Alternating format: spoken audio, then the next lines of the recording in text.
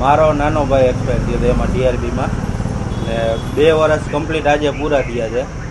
એમાં માંગણી અમે ઘણી કરી હતી કે 14 મુદ્દા લેખિતમાં ગૃહમંત્રીને મુખ્યમંત્રીને આપેલા હતા.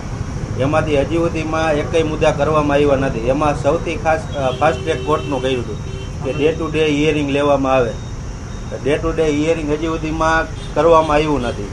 અને એથી વધારે અત્યારે લાગટ કેસમાં જેટલા હતા બધા મેમ્બરને જામીન આપી દેવામાં આવ્યા છે. જામીન મળ્યા પછી અત્યારે જે કેસમાં સાક્ષી રહ્યા ને એ સાક્ષીને ધમકાવવામાં આવે છે. અમને તો અત્યારે લગી આવતા જ હતા, તો હવે જે સાક્ષી જે છે એને ધાક ધમકી દેવામાં આવે છે.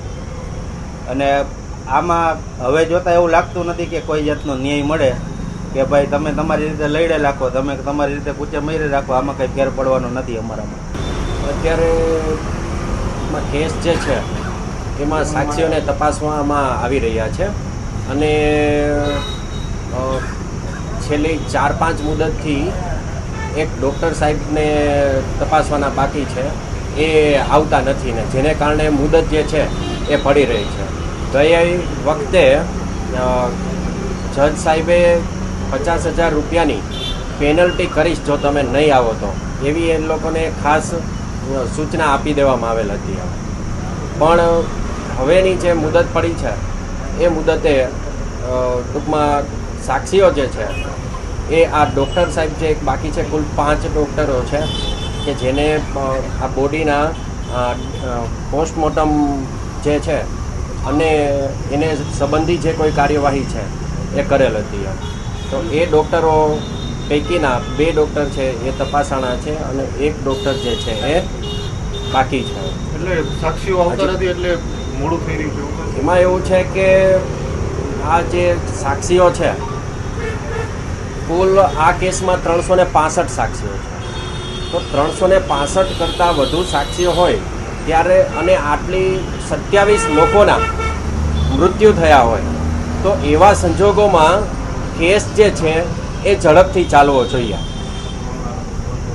અમારા દ્વારા બનતા પ્રયત્નો કરવામાં આવે છે, પણ કેસ ચલાવવા માટે થઈ અને સરકાર પક્ષે જે વકીલ હોય એ અને સામે આરોપીઓના જે એડવોકેટ છે એનું પણ સહકારની ભાવના જોઈએ. પણ જેવી જોઈએ એવી આરોપી પક્ષ તરફથી કોઈ સહકારની ભાવના મળતી નથી.